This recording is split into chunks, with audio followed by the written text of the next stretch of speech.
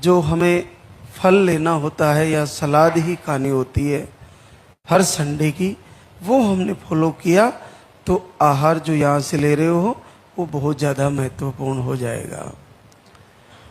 आपने एकांत में आरती पूजा किया, आपने दूसरे कार्यों को इग्नोर करते हुए अपने मन को केवल प्रभु की आरती पूजा वंदना में लगाया, तो वो दिव्य आहार जो यहाँ से लेके जा रहे हो वो आपके लिए बहुत ज़्यादा प्रभावी रहेगा।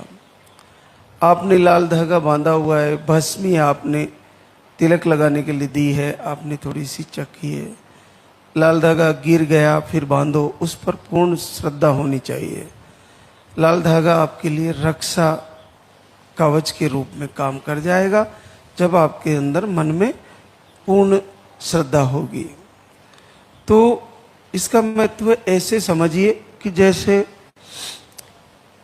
हमारे राजा को प्रेरणा से अग्निदेव खीर की कटोरी लेकर आए, उसमें दिव्य औषधि मिलाकर फिर थोड़ी थोड़ी तीनों रानियों को, राजा दशरथ को दी, उन्होंने तीनों रानियों को दी।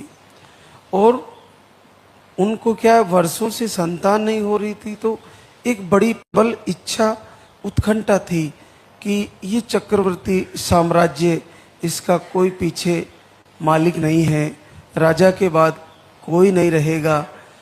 तो जब पूर्ण उत्कंठा थी कि हमारे को संतान हो जाए, तो उन्होंने उस खीर को, उस आहार, उसको बड़े उत्तम भाव से लिया तीनों रानियों ने, और तीनों को कई वर्षों बाद संतानें हुई। तो आहार का महत्व वहाँ भी था। जब भगवान राम भी उनकी माँ को अगर दिव्य आहार खीर की कटोरी के रूप में खाना पड़ा और उसके बाद संतान आती है,